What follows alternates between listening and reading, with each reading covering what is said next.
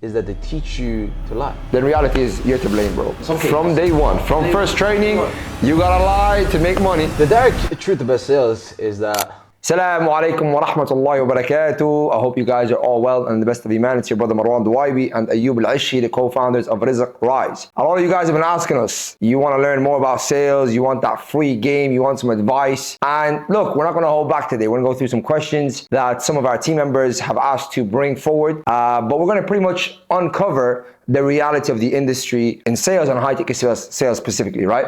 So Ayyub, are we going to hold back or are we going to give them sauce? inshallah we're going to give them as much as we can, bidnillah. All right, cool. So Ayyub, tell us about the dark side of sales, manipulation, etc. and your experience of that side of the industry and what people should be careful of when joining the industry so they don't fall into it, and how to have a positive impact in sales instead. That exact example you gave of investing 10K ROI, there are some platforms out there, we know, we've been down that route, we spent money in places that we thought there was an ROI, we really got done over.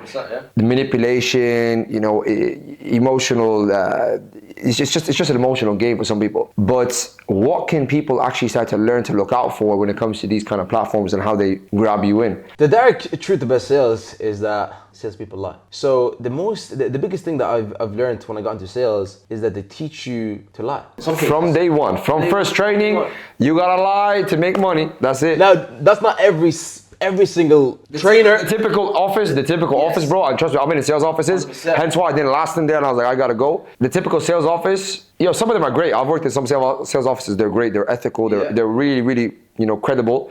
But a lot of them do say bend the rules where you can't. Just get the deal across. Get the deal across. That's not what we work. Especially as a Muslim, that doesn't work with us. It's not acceptable. Especially because most sales trainers, they teach you certain tactics that I feel like don't align with me. And to be honest, when I don't use them, I still get the same results, sometimes even better. Yeah. Especially when you give like fake scarcity discounts. Oh, if you don't join today, it's going to be $1,000, whatever it is. Okay, if you join tomorrow, it's going to be X amount. Or we only have 10 people in our program and you can't join after tomorrow. Fake scarcity,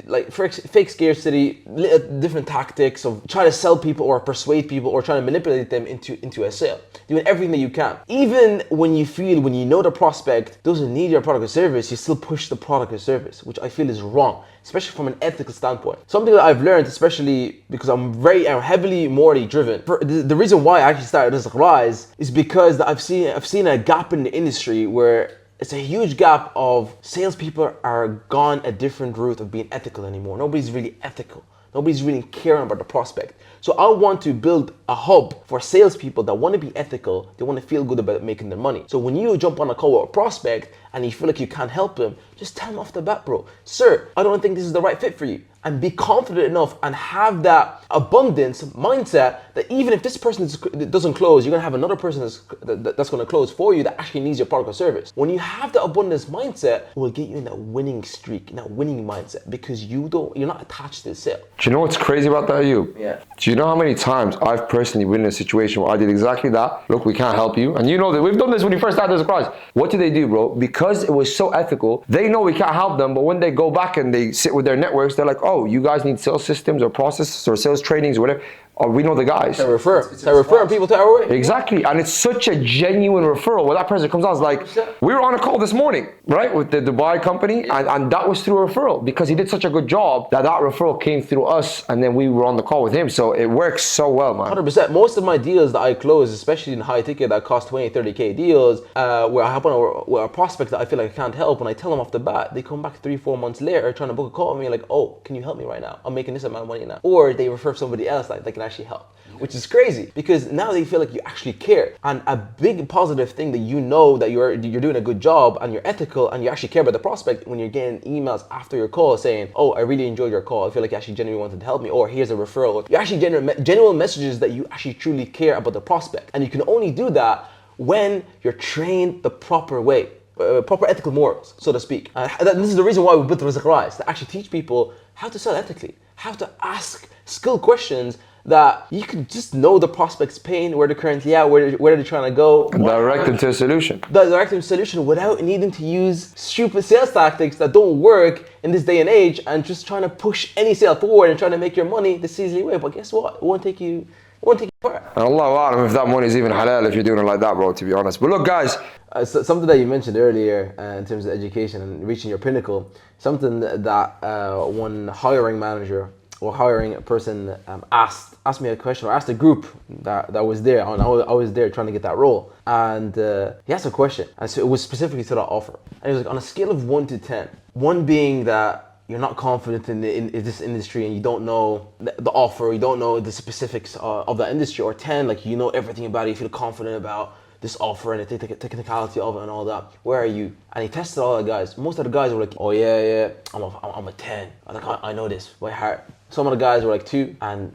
the guys that say 2, obviously they filter out. At the end of the call, I said around a 7.5 to an 8. On the second call that I had with the interviewer, I was like, what'd you ask that question, by the way? And how did I do? He's like, all the guys that said 2 or 3, obviously they're not experienced in the industry, we got rid of them. All the guys that said 10, he goes, okay, so you're a 10, so you know everything? There's no way you can improve? Okay, you're not coachable. You're not coachable, so you're a 10. You know everything. we can't work with you, simple. Can't work with you. But for the guys that said 6, 7, so they know something, but they're hungry to learn. Yeah, and then he asked, okay, why did you say 7 or 7.5 or 8? It's always room for improvement. Yes, I feel like I know this industry, but I feel like I can always level up. Yeah. Got it. Awesome. Come in.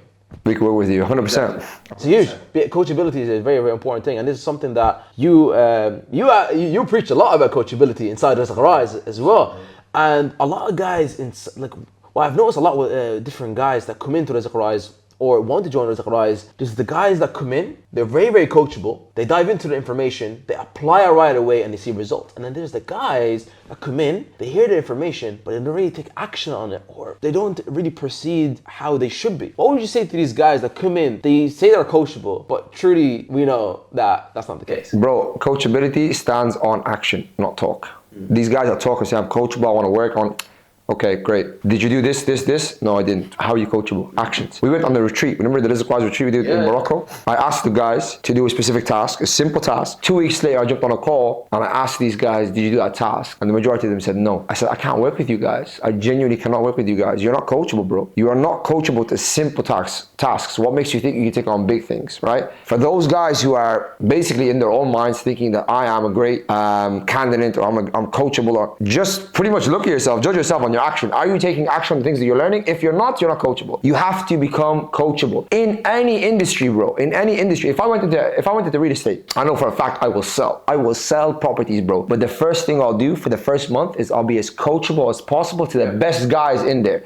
I will quickly scan who are the guys that are bringing in cash. Not just cash as in like they just collect the money, but the guys that actually know their stuff. I'll be their best friends, bro. I'll be their best friends. I'll have coffee with them, take them out for dinner, so on and so forth, and I'll build a genuine relationship with them. Something that I want to touch on, bro, is networking. Like, people need to understand the power of what networking can do for you, the amount of opportunities that open up, because people remember you through the experience that they had, right? The coachability thing, go back to the coachability thing, if you're not coachable to learn, you're going to be in a loophole for a long time. And the reality is you're going to hit a brick wall. Sooner or later, you're going to hit a brick wall. And you're either going to blame yourself and be a man about it and say, nope, that's on me. Or you're going to blame everything else. The offer, the coaches, the program, the this, the that, everything but you. And we teach, I did train the guys the other day. I said to them, look, when you point a finger at someone, just remember you got 3 pointing back at you. Did you blame yourself 3 times first? At least 3 times.